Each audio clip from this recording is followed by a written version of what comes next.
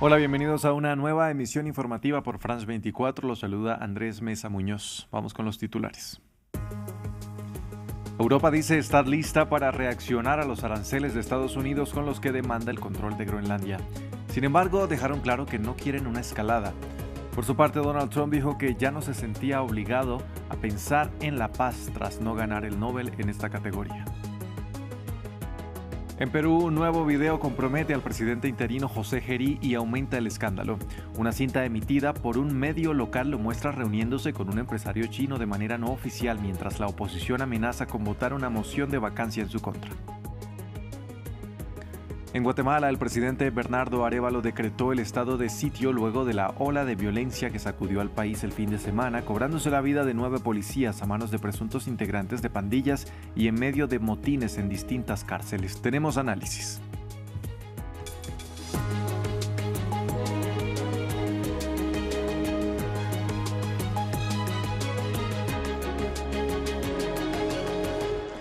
Vamos a empezar con noticias sobre las tensiones entre Europa y Estados Unidos por el tema de Groenlandia.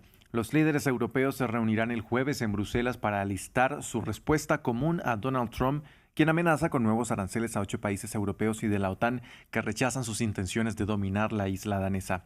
El mandatario estadounidense dijo que ya no se sentía obligado a pensar puramente en la paz después de no haber ganado el premio Nobel en esta categoría.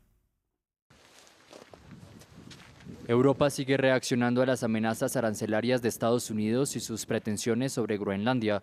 El primer ministro de la isla ártica, administrada por Dinamarca, insistió en que el territorio debe decidir su propio destino. En Berlín, el canciller alemán Friedrich Merz se solidarizó con Dinamarca y Groenlandia. El líder de la principal economía europea quiere intentar persuadir a Trump.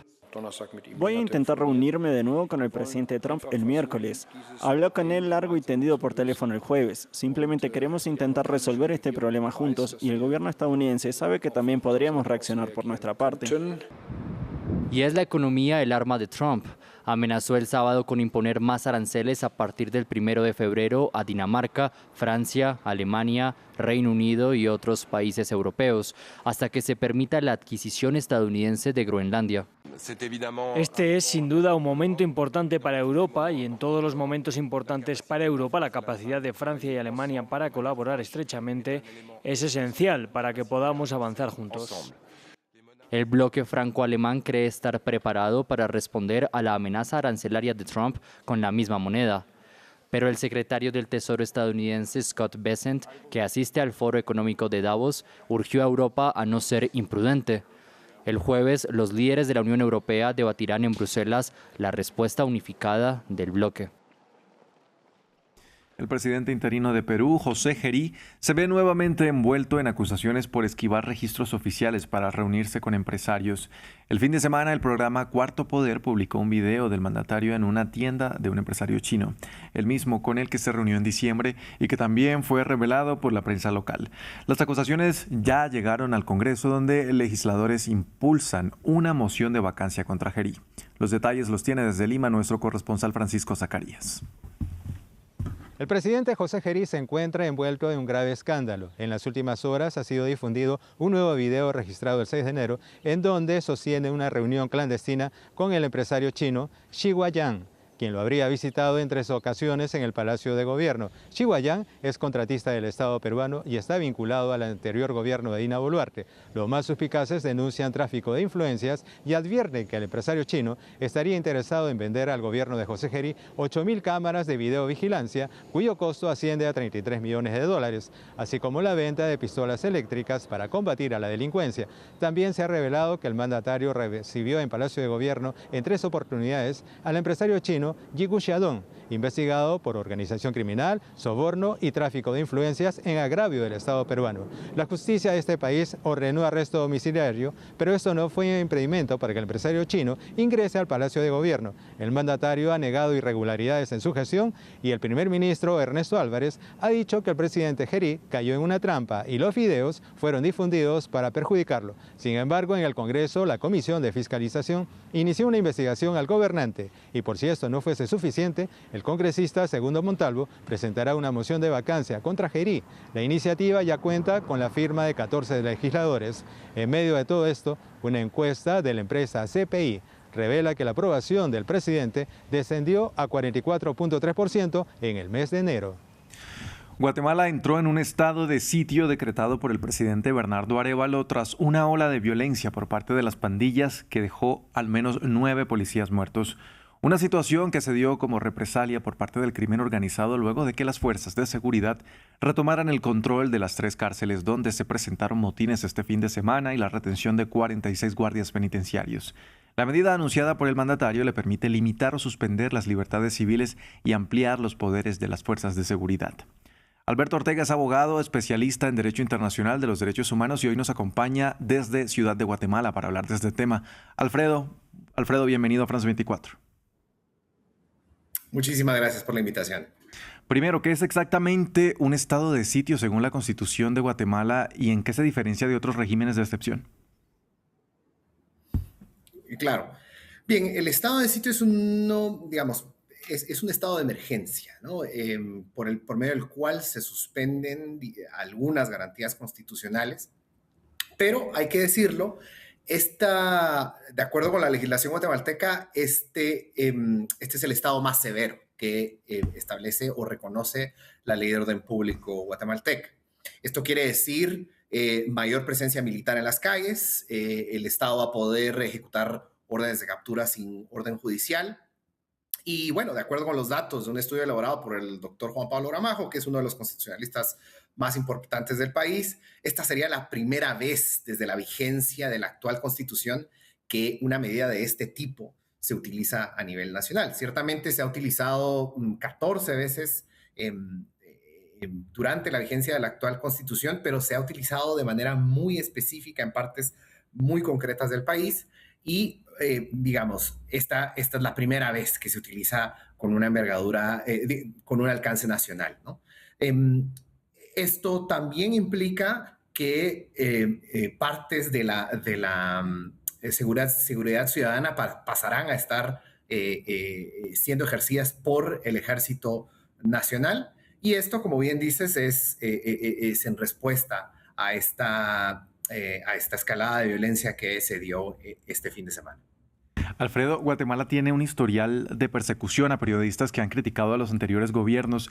¿Existe tal vez el riesgo de que se vulneren derechos a la libertad personal, el debido proceso o a la libertad de expresión, por ejemplo? Claro, creo que tu pregunta es muy buena para contextualizar por qué el presidente Bernardo Arévalo decide tomar una medida que, como bien mencionaba hace algún momento, es la más severa que le ofrece la legislación nacional frente a una emergencia de esta naturaleza.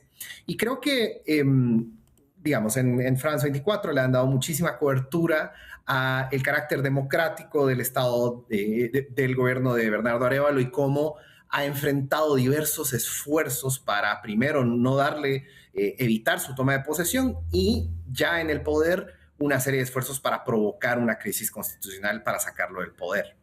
El presidente, de hecho, durante la conferencia de prensa, el anuncio público del estado de sitio, señaló pues que detrás de los actos de violencia de este fin de semana, él veía la participación de redes político-criminales orquestando esta escalada de violencia, ¿no? No es menor cosa que de manera simultánea 3 centros de detención hayan sido tomados y que de manera simultánea después del operativo en el que se retomaron los tres centros de detención, inician los ataques en contra de agentes de la Policía Nacional Civil.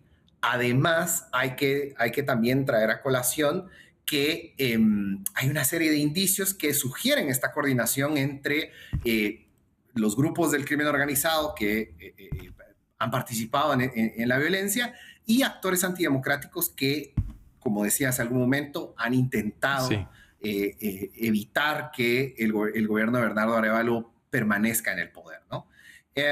Hay una vinculación familiar, de hecho, entre Sandra Torres, la ex candidata presidencial, y Aldo Ochoa, el líder de la pandilla que lideró los motines y que presuntamente también está detrás de los ataques en contra de la policía. la sobrina de Sandra Torres es esposa, de hecho, del cabecilla de la pandilla, el señor Aldo Ochoa, ¿no? Entonces, bueno, estos hechos coinciden además con una visita oficial de una delegación de congresistas estadounidenses a Guatemala, y esto también ha sido ampliamente documentado, que actores antidemocráticos que han buscado evitar la permanencia de Bernardo Arévalo en el poder han mantenido un esfuerzo constante para empañar la relación bilateral de Guatemala con Estados Unidos y encuadrar al gobierno de Arévalo como una suerte de actor vinculado al narcotráfico, un poco comparándolo con las dictaduras venezolanas y nicaragüenses, ¿no? Entonces hay muchos indicios y una serie de circunstancias contextuales que sugieren más bien que esta medida de última ratio del presidente Arévalo es en respuesta a un nuevo intento por desestabilizar su gobierno y por quizás intentar un rompimiento del orden constitucional. En este sentido, hay que también matizar que el estado de sitio decretado por el presidente Arévalo está bastante ceñido a las circunstancias específicas en contra de las maras, y no pareciera ser que existe un riesgo de persecución en contra de periodistas, pues durante el gobierno de Arévalo, pues de algo se ha caracterizado es la apertura para este tipo de sectores. Sí. Bien, era Alfredo Ortega, abogado especialista en Derecho Internacional de los Derechos Humanos. Gracias por acompañarnos a analizar este tema aquí en France 24. Muchísimas gracias por la invitación. Tengan ustedes buen día. Cambiamos de tema. El líder opositor venezolano Enrique Capriles hizo un llamado al gobierno a cargo de Delcy Rodríguez para que explique el alcance de un proyecto presentado por la mandataria con el que busca agilizar la salida de petróleo. En una conferencia de prensa desde Caracas, Capriles también pidió que se aumente el salario mínimo y se ajuste de acuerdo con la Constitución. Yo sí creo que hay una oportunidad en el país. A pesar de todo lo que ha sucedido, creemos que hay una oportunidad. Creemos que hay una oportunidad.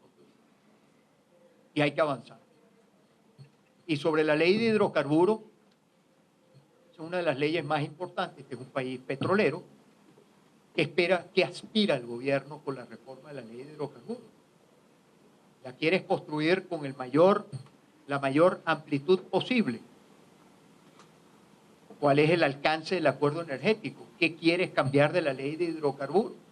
Vamos ahora a España, donde continúan los trabajos de rescate en Adamus, donde 2 trenes se descarrilaron y provocaron la muerte de al menos 39 personas, mientras que 122 terminaron heridas. Desde el lugar del siniestro, el jefe del gobierno español, Pedro Sánchez, anunció 3 días de luto. Ramiro Cueva Alberena nos cuenta más. Consternación por el accidente ferroviario en España. Los servicios de emergencia continúan trabajando en la zona donde el descarrilamiento de 2 trenes mató a decenas de personas en la localidad de Adamuz, en la provincia de Córdoba. El jefe del gobierno español, Pedro Sánchez, se desplazó este lunes al lugar del siniestro. Nos preguntamos qué ha sucedido, cómo ha sido capaz de ocurrir esta tragedia. Y el tiempo y el trabajo de los técnicos, estoy convencido, nos darán con la respuesta. Además, más de 40 pasajeros continúan hospitalizados, 11 de ellos en cuidados intensivos. Una de las sobrevivientes relató cómo vivió la situación desde adentro del tren, el cual aprobó una revisión 4 días antes del accidente, según las autoridades. Y había algunos que estaban muy bien y hay gente que estaba muy mal. Y los tenías delante y sabías que se te iban y no puedes hacer nada. ¿Y tu hermana vino luego la ambulancia, los bomberos? ¿Quién la rescató? Los bomberos la rescataron del tren y se lo llevó la ambulancia, junto conmigo. Nos fuimos directamente al hospital. Civiles que ayudaron a rescatar pasajeros también describieron la crudeza de la escena. Trozos de gente, no era gente, era ya brazos. Te ibas encontrando y mi marido pues que vio un niño fallecido dentro, que es lo que él no quería encontrarse, se encontró un niño fallecido dentro, otro niño llamando a su madre, buscando a su madre. Este de Adamuz es el accidente más grave en suelo español desde 2013, cuando 80 personas murieron y 130 terminaron heridas luego del descarrilamiento de un tren que unía la ruta Madrid-Ferrol. Pasamos a Francia. El primer ministro Sébastien Lecornu anunció que aplicará el polémico artículo 49.3 para forzar la aprobación del presupuesto de 2026 sin tener que pasar por la Asamblea Nacional. El premier defendió su decisión diciendo que es la única manera de lograr la estabilidad fiscal en 2026. Así, Lecornu se juega su cargo en momentos en los que vuelve a surgir la posibilidad de una moción de censura que prospere en el Parlamento, aunque hasta ahora el Partido Socialista dijo que podría no votar a favor de la destitución. Hasta aquí este informativo. Gracias por acompañarnos.